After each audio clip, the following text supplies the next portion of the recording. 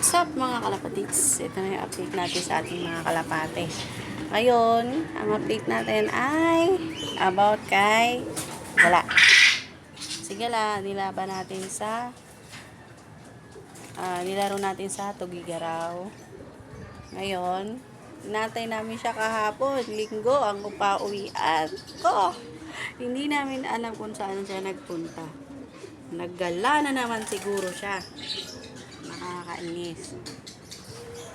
Hindi tuloy kami nakapag-clock. Walang clock. Ngayon, inantay pa rin natin siya umuwi. Baka mga hapon na siguro yung uuwi. Sinong nakaraan, nung pinos siya, isang araw din bago siya umuwi. Tinamad na naman siguro umuwi. And I hope na makauwi siya. Then, ito yung update natin doon sa Tipler natin. Tipler Jan Arden.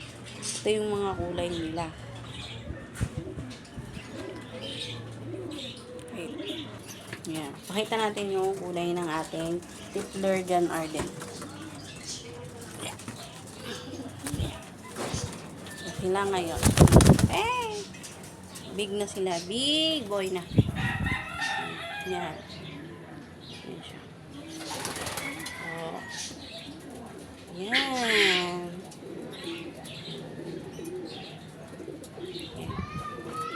Black and checkered na may kidlat sa mata ang nanay at tatay niya.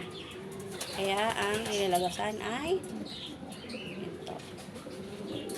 Para siyang light brown na may checkered na brown, dark checkered, dark na checkered din. Pero, yeah, light brown. Yung eyes niya, tingnan niyo yung eyes niya. Tipler na tipler talaga.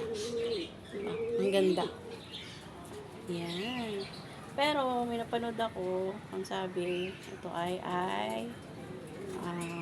ano daw siya, ice, color niya. Ice yung colors niya.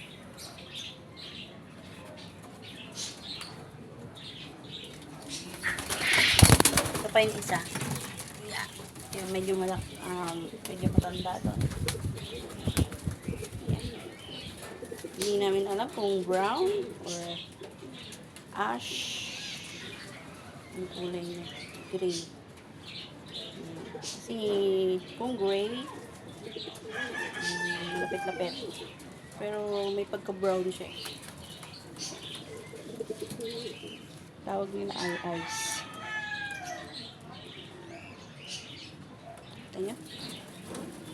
Ito yung kanyang mata. May kidlat din ang mata niya. Ito yung kapatid. Oh. Yan yung kapatid ni Blackie, yung tatay nito. Yan. Pure black. See? Ayan. Pure black. Ah! Matapang yan. Ayan si Diwata, matapang. Yan, yun yung update natin ngayon sa ating breed na Tipler.